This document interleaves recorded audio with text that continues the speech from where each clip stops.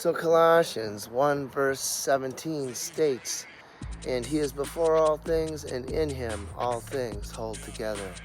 This is basically saying that Jesus existed before everything else and that everything draws its life from him. Hebrews chapter 1 verse 3 says he sustains all things by his powerful word. And we know that Jesus is the Word made flesh, and that his very flesh is literally sustained by his word.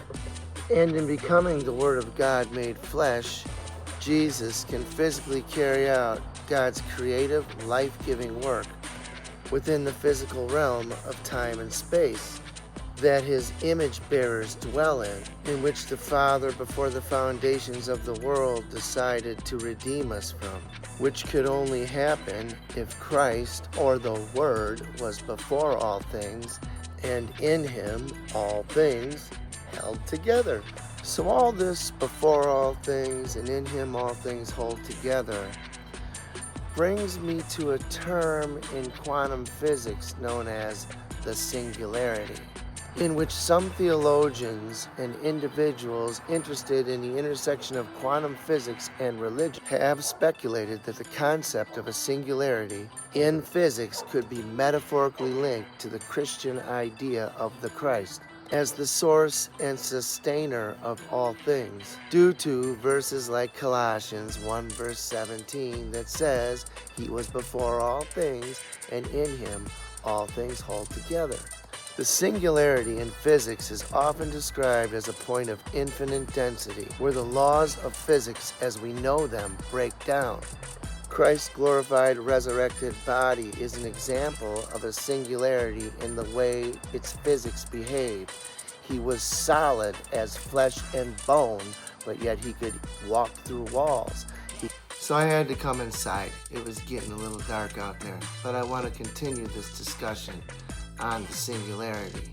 Okay, so a singularity, according to quantum physics, is infinitely dense, or has infinite density, yet it has zero volume. So that would explain how one could be solid, yet be able to walk through walls. And if it is infinitely dense, then theoretically it can contain all things within it. Another thing about the singularity is that it has an immense gravitational pull to it. That if you get in the pull of the singularity's gravitational field, you're becoming part of the singularity. You're not, getting away from it. And in the Bible, there's some Bible verses that talk about the Father drawing all men to Christ. John 6 verse 44 says, "No one can come to me unless the Father who sent me draws them, and I will raise them up at the last day."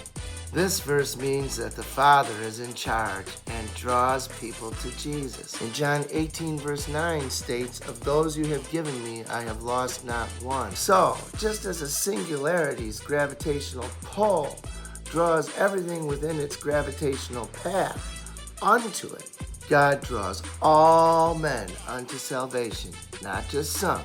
The Father draws all people, but not all people are drawn. And we know that by his sinless, blameless blood, all humanity can be redeemed and freed.